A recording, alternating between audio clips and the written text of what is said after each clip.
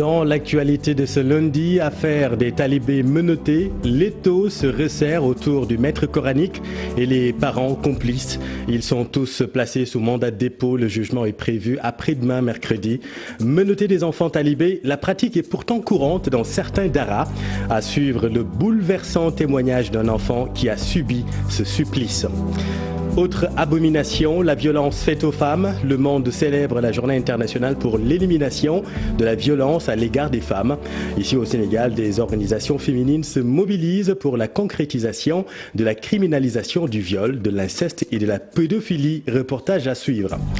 L'actualité de ce lundi, c'est aussi l'audition tant attendue de Aliou Sall dans l'affaire Petro-Tim, le frère du président principal mis en cause du documentaire de la BBC, récit d'une journée spéciale au Palais d'Adjor.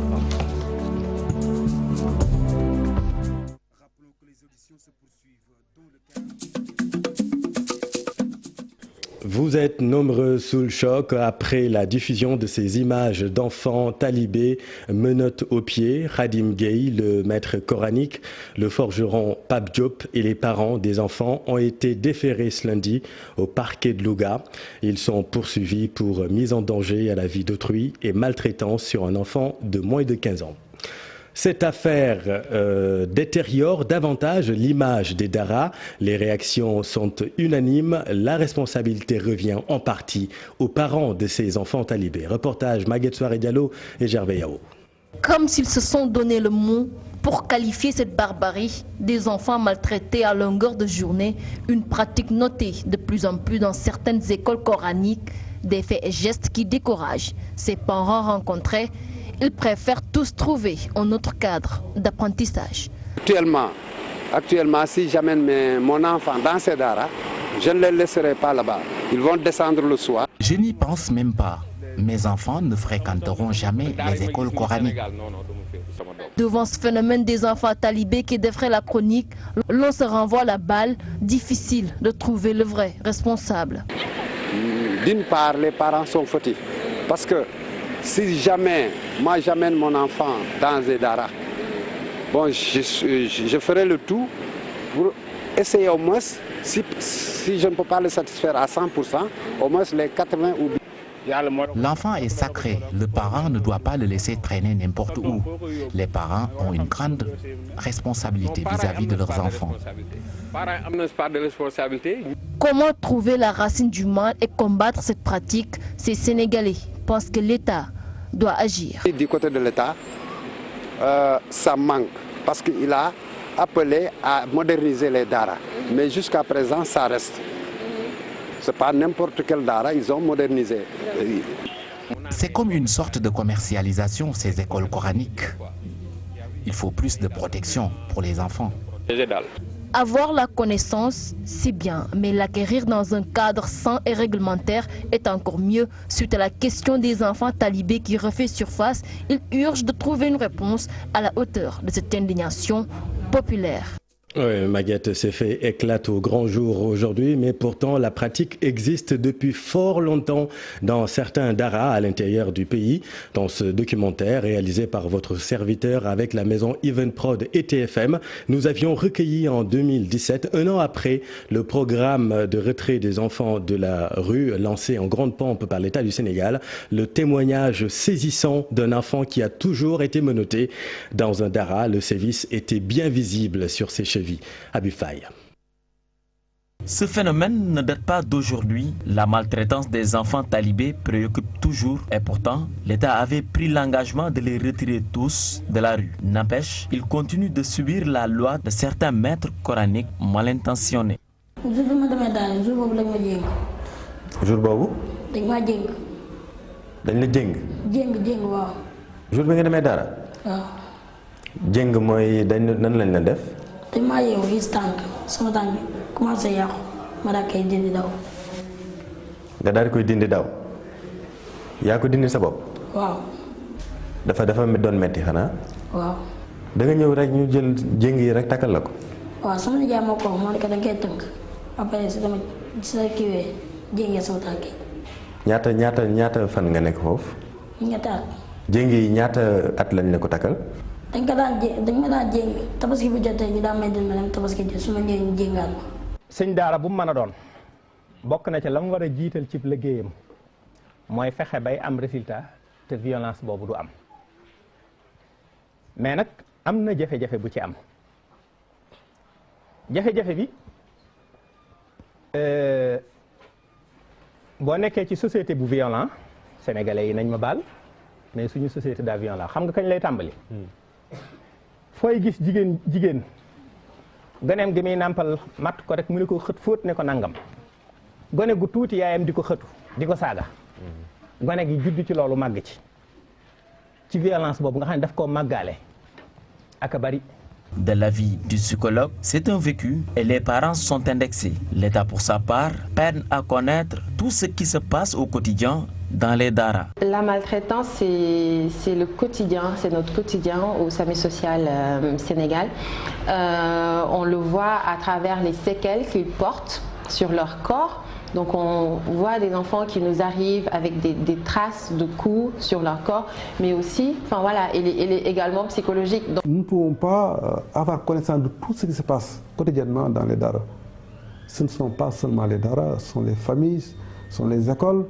Il y a des cas de maltraitance, des cas de sévices corporels qui se passent dans la rue, au sein de la cellule familiale, dans les écoles d'apprentissage, dans les daras. Mais chaque fois qu'un cas est révélé, il y a la loi qui s'applique. Pour lutter contre la maltraitance des enfants, l'État du Sénégal avait mis en place une loi, mais le phénomène demeure toujours. Ouais, rien de nouveau sous le soleil. Ce sujet a été diffusé en 2017 sur votre chaîne préférée. Souvenez-vous aussi ce rapport au vitriol de Human Rights Watch. En juin dernier, l'ONG regrettait les graves abus contre des enfants talibés au Sénégal. Ces faits apportent de l'eau au moulin de Human Rights. Vu l'ampleur, bien entendu, la responsabilité de l'État du Sénégal est engagée. Le commentaire de Ibrahima Kane. L'image suscite émoi et indignation. Un traitement inhumain réservé à ces enfants talibés, le scandale défraie la chronique, inonde les réseaux sociaux et a sans doute fini de faire le tour de la planète. Et pourtant, rien de nouveau sous nos cieux.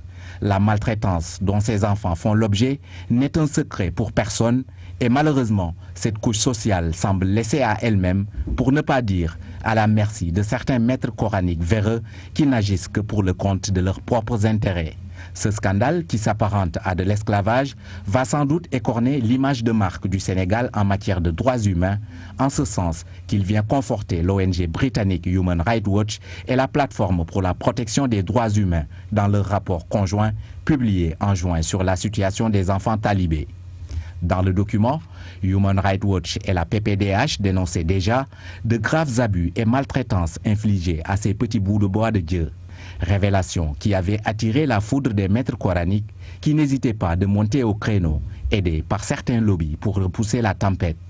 Une énième alerte qui devait pousser l'autorité à plus contrôler et enquêter sur les daras, mais rien si ce n'est célébrer en grande pompe la journée du 20 novembre dédiée aux droits de l'enfant. En 2016, pourtant, l'espoir était permis de ne plus croiser ces visages innocents qui courent les rues de Dakar et sa banlieue à la recherche de monnaie pour le compte de leur maître. Aujourd'hui, cet espoir est douché par un manque notoire de suivi de l'opération de retrait des enfants de la rue qui peine toujours à devenir une réalité. Merci Ibou. Matérialiser la criminalisation de l'inceste et de la pédophilie, c'est le cri du cœur des juristes du Sénégal et des associations féminines en cette journée internationale pour l'élimination de la violence à l'égard des femmes. Au regard de la recrudescence des violences faites à cette couche vulnérable, le durcissement des peines s'impose selon certaines associations. Reportage Maïmouna Ndiaye et Gervais Ao. Elles sont violentées, malmenées, torturées, mais gardent le silence pour la plupart.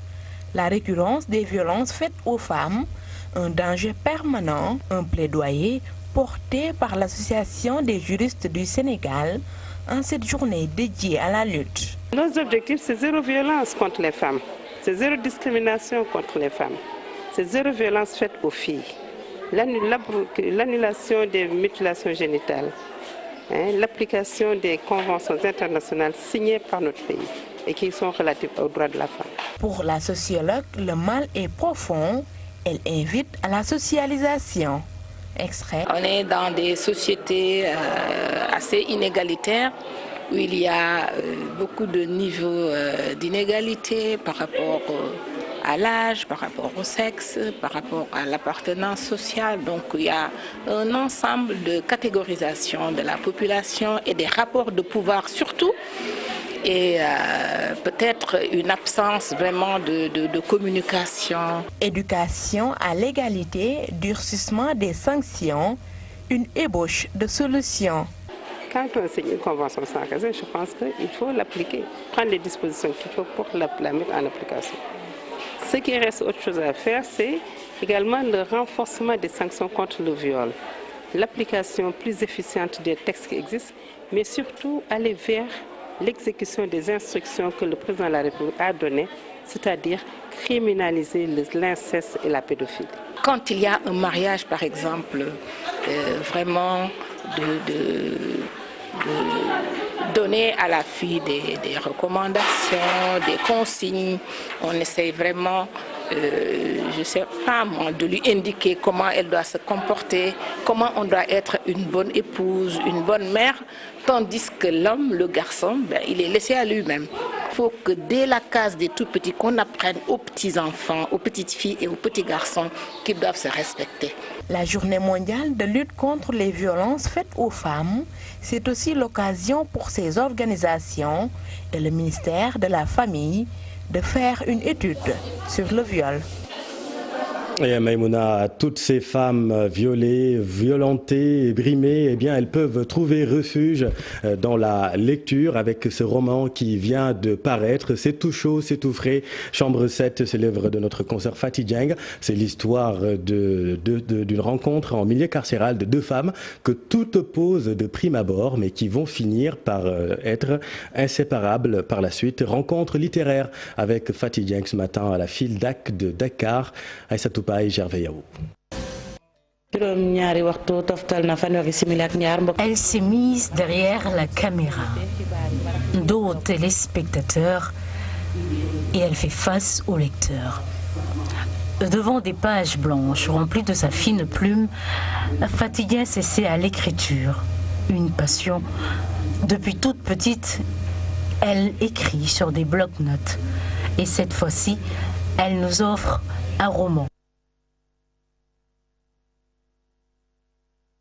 Ne dit-on pas des vraies passions qu'elles ne meurent jamais? Elles ont leur siège dans le cœur. C'est un bien fou de se retrouver derrière la caméra. Ça fait du bien de voir que la caméra est éteinte pour montrer un peu l'autre facette de Fatih Dieng. Mon premier texte remonte à 1999 et j'avais remporté un prix. C'était sur la citoyenneté et la décentralisation. Et je me suis dit, pourquoi m'arrêter en si bon chemin? Le titre du roman, Chambre 7, toute une histoire. C'est l'histoire de Khady Myriam Diop, une journaliste très influente qui se retrouve en prison pour une longue peine. Alors qu'est-ce qu'elle a fait? Elle a commis un crime parce qu'elle a tué son père. Son père n'est rien d'autre que son oncle. Donc Khady, c'est le fruit d'un viol incestueux. Donc Khady Myriam, quand elle se retrouve en prison, tout le monde découvre cette histoire assez tragique.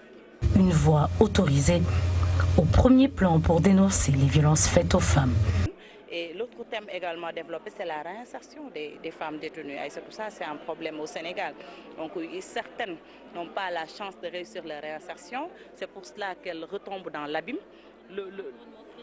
Très hostile. Donc les gens vous pointent du doigt sans pour comprendre que voilà, vous avez payé. Vous avez payé parce que vous avez purgé une peine.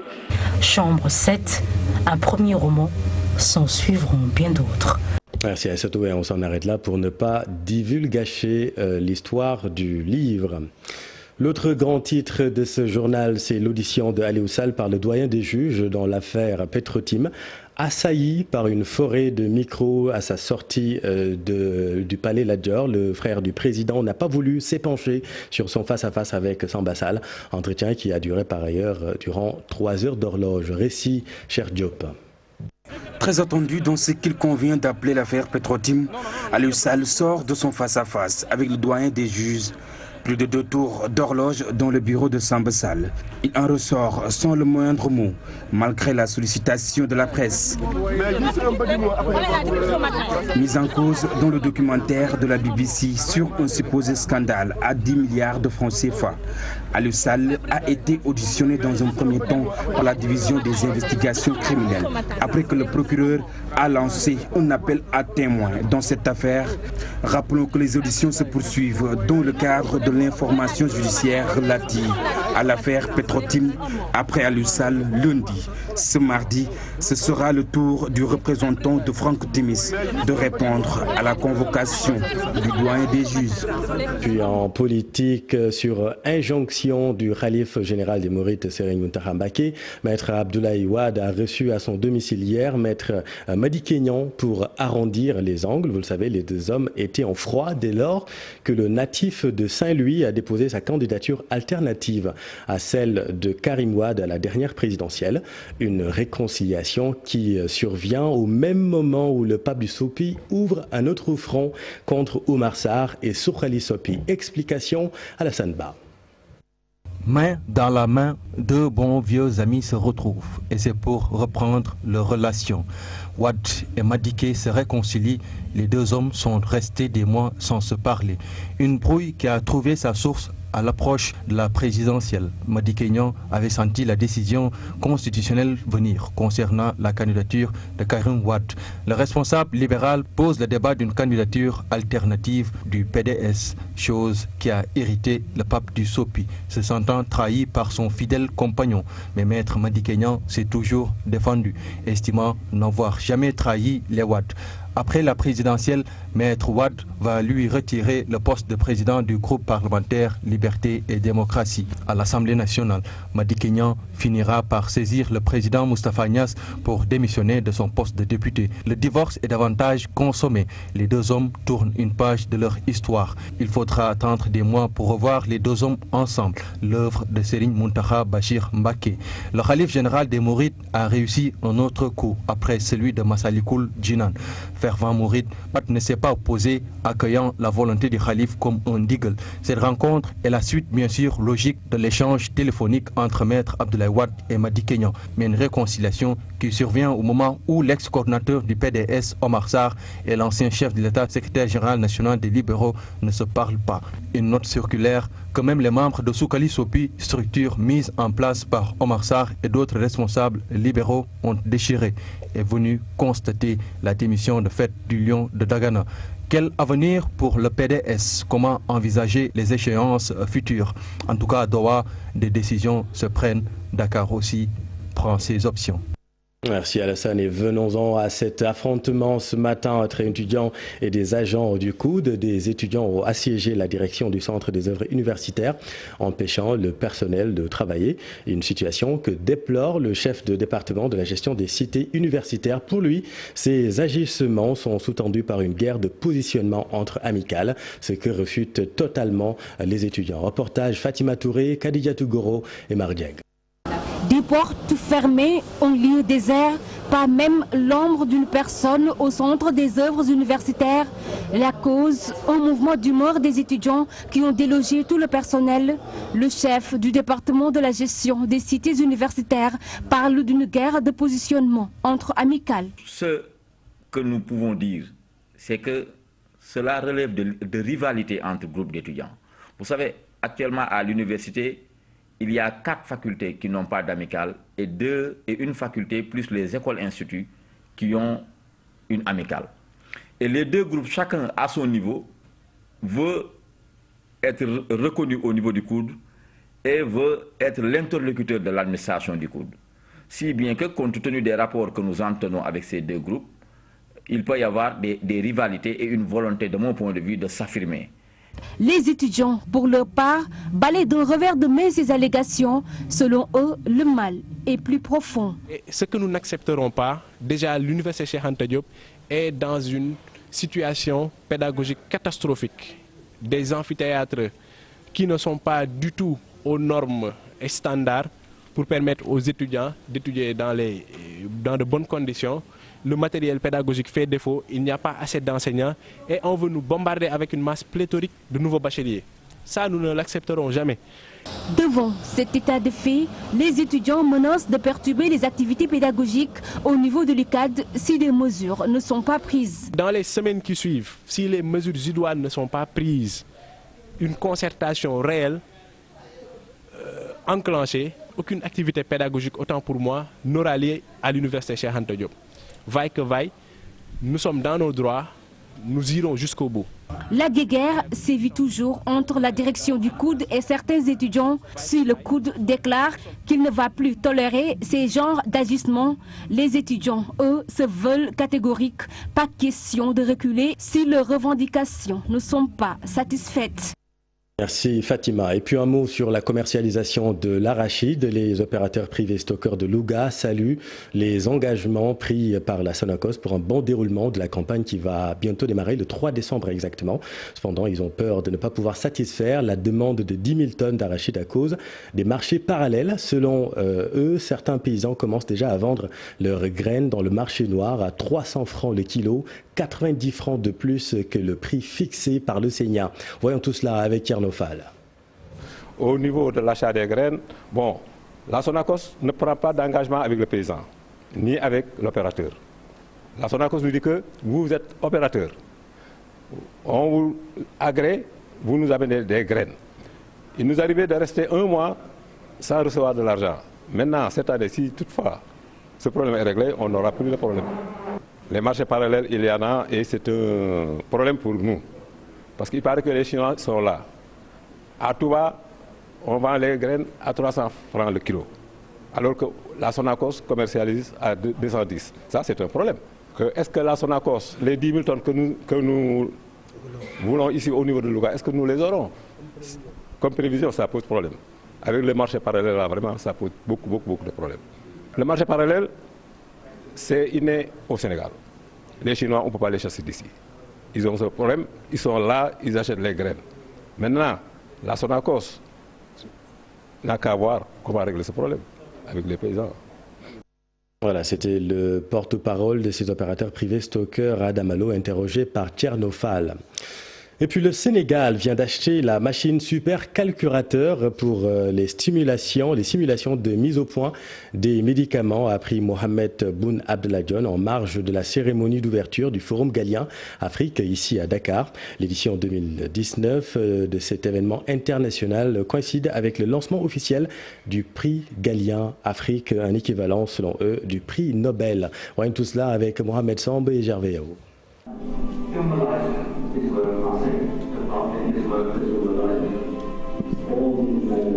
Avoir des champions dans le domaine des médicaments et rendre performante la santé publique avec à la clé de nouveaux matériels, le gouvernement sénégalais liste ses ambitions. Un médicament, on ne peut pas le tester sur des personnes tout le temps parce que sait-on jamais sur les effets. Ça peut tuer quand on est en phase de mise au point. C'est grâce à des simulateurs, des ordinateurs quantiques notamment, demain, que ce travail pourra être fait. Et notre pays, le Sénégal, vient d'acheter l'ordinateur le plus puissant en Afrique subsaharienne qui sera installé dès ce mois de décembre ici dans le pays. En termes de recherche et d'innovation, les femmes et les jeunes vont bénéficier de formations adéquates à leurs besoins. Galien Afrique sera encore pour nous un moment privilégié d'échange et de débat intergénérationnel sur toutes les grandes questions d'actualité dans le domaine des femmes, surtout dans les femmes dans les sciences, la technologie, l'ingénierie et les mathématiques, mais également dans celui de l'innovation en santé publique. Et moi, je suis convaincu, parce que tout simplement, nous ne sommes pas un continent vieux, nous sommes un continent jeune, un continent d'espoir. Et je dis bien ce forum galien, qui n'est pas seulement une opportunité de se rencontrer pour distribuer des prix, mais qui au contraire est une plateforme, un mouvement de transformation pour porter l'émergence de ce continent. À partir de 2020 sera décerné le prix Galien Afrique, perçu comme l'équivalent du prix Nobel, L'édition 2019 du Forum Galien se tient à un moment où le changement climatique, la santé publique et le développement durable constituent de réels défis pour le continent africain. La direction du centre hospitalier régional El Hadji Ibrahima Niasse de Kaolack met fin aux problèmes d'accès dont se plaignaient beaucoup de retraités là-bas. Les seniors auront désormais une carte d'accès à vie pour bénéficier de soins gratuitement. Voyons tout cela avec Ibrahima Diamé et Fally Gaye. Les retraités du centre hospitalier régional de Kaolack à l'honneur après plusieurs dizaines de bons et loyaux services. La direction de l'établissement, dans le cadre de sa politique sociale, le rend hommage. Et c'est dans ce cadre qu'entre cette cérémonie pour honorer les retraités partis depuis 2016, 2017, 2018 et 2019. Donc c'est l'objet de cette rencontre pour leur témoigner notre reconnaissance, témoigner les efforts qu'ils ont fournis. Et cerise sur le gâteau, ces retraités vont pouvoir désormais disposer d'une carte d'accès à l'hôpital pour des soins gratuits. Parce que l'accès ne doit pas être un problème pour un retraité. Et j'ai dit ici que solennellement, nous allons leur délivrer des cartes d'accès à vie. Tant qu'ils auront besoin de l'hôpital et qu'ils pourront le faire, ils auront une carte d'accès qui ne se renouvellera pas année par année, mais qui sera ad vitam aeternam. Donc ce soulagement et cette satisfaction ont fait qu'aujourd'hui, le fait qu'on me fête, ça me va droit au cœur et c'est un très grand plaisir. Si la directrice aujourd'hui parle des cartes, on va saluer.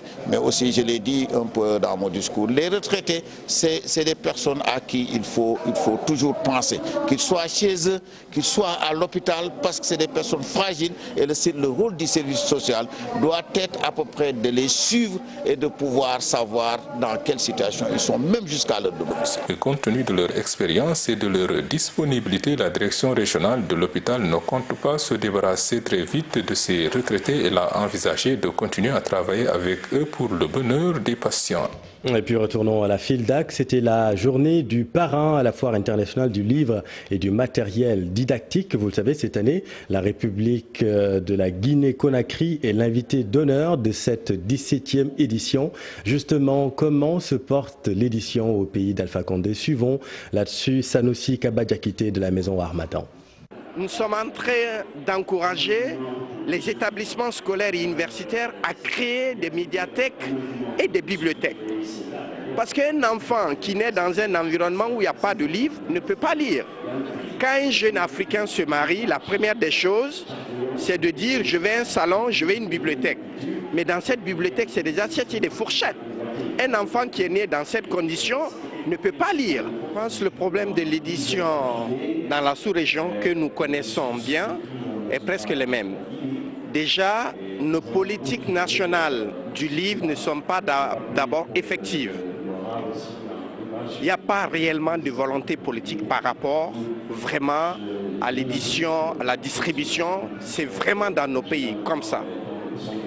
Et aujourd'hui, nous essayons de pousser les politiques à aller plus loin. Ce que nous faisons là, si c'était pour le football, vous allez voir tous les politiques réunis. Donc, notre souhait aujourd'hui, c'est de faire en sorte que les politiques s'impliquent réellement, qu'il y ait une véritable volonté politique.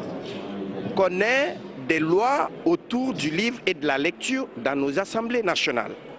C'est pourquoi nous allons inviter prochainement les acteurs du livre aussi à aller dans les assemblées, à se présenter comme députés pour défendre nos projets. Et parlons justement de l'autre Guinée-Bissau, parlons de la présidentielle. Aucun candidat ne peut remporter les élections selon le prétendant au fauteuil de José Mario Vaz. Le candidat du G15, Umaru Sissoko, revient également sur ses relations avec le président de la République, Macky Sall. Il est interrogé par Barkeba et Khalid Jamé. Depuis le 94 qu'on fait les élections. Et la Guinée-Bissau, il n'y a aucun Bissau-Guinéen qui aura le charisme comme président Vieira. Nino Vieira, il a le charisme plus qu'Amilcar Cabral même. Lui-même, tous les fois qu'il a gagné les élections, il a gagné au deuxième tour. Après, il est venu Kumbayala, un autre très charismatique, Malambakaï. Et après tous ces gens-là, aujourd'hui, le candidat le plus charismatique que vous avez constaté, c'est moi. Mais moi, je dis toujours, les civils ils sont des malins, les militaires jouent l'intelligence et la prudence. Moi, je vous dis honnêtement, même moi, là, qui a beaucoup de foule derrière moi, je suis prudent de gagner au premier tour. Tout le monde est vigilant, compris moi-même, qui est favori, je suis vigilant. je n'accepterai pas que les gens m'autoproclament président en tant que la commission où il n'y a pas une chose claire et tout. Même si les gens m'autoproclament vainqueur, s'il y a un candidat qui a le doute, je vais dire de recompter le dépouille. Parce que je vais être un président avec la main levée, propre, pour ne pas avoir de doutes. Et comme ça, je pourrais être président de toutes les Bissau-Guinéennes. Sénégal en particulier. Là, j'ai un attachement. Pourquoi? Parce que j'ai mes tantes, j'ai mes frères qui sont au Sénégal. Si vous voulez demander une chose, Président Macky, vous pouvez aller directement à votre question, M. Djordé. C'est mon frère. Pendant qu'on avait la guerre civile ici, il m'a aubergé chez lui. J'ai mangé chez lui, j'ai dormi chez lui. J'avais même pas de l'argent. Il me dépannait beaucoup. Donc, ça c'est mon frère. Voilà, l'élection que nous suivons de très près avec nos envoyés spéciaux Barkaba et Khalil Ndiaye. Un rapide mot de sport, beach soccer, Coupe du Monde Paraguay 2019. Le Sénégal se reprend bien lors de sa deuxième sortie dans le groupe C. Les Lions ont surclassé les Biélorusses 7-2 et gardent intactes leurs chances de qualification au quart de finale. Cher Sadi Moudera. Les Lions du beach soccer peuvent bien entrevoir la qualification au quart de finale du Mondial Paraguay 2019. Ils ont étrié les Biélorusses lors de leur deuxième sortie sur le score de 7-2. Les coéquipiers d'Alseni Ndiaye n'ont pas laissé place au doute en marquant 2 fois en 6 minutes. Ils gèrent ensuite jusqu'à la dernière période et appuient sur l'accélérateur en trouvant le chemin des filets 5 autres fois avec un quadruplé de Mamour Diagne. Le numéro 10, grand artisan de la victoire avec son acolyte en attaque, Raoul Mendy, auteur d'un doublé. Le Sénégal se reprend ainsi après son entrée en lice. Une défaite face à la Russie qui a sombré devant les Émirats Arabes Unis, 4-1 lors de la deuxième journée. Ainsi, toutes les sélections du groupe C se retrouvent avec 3 points et peuvent espérer une qualification en quart de finale lors de la troisième et dernière journée ce mardi. Au programme, Émirats Arabes Unis Sénégal à 19h15 et Russie-Biélorussie à 22h25. Merci cher, c'est la fin de cette édition. Merci de l'avoir suivi. L'info continue dans Soir d'Info avec vous, Aram Touré. Vous recevez la nouvelle tête d'affiche de la plateforme Arligne Bok. Ndeye Fatou Diop Blondin, qui est co-coordonnateur de la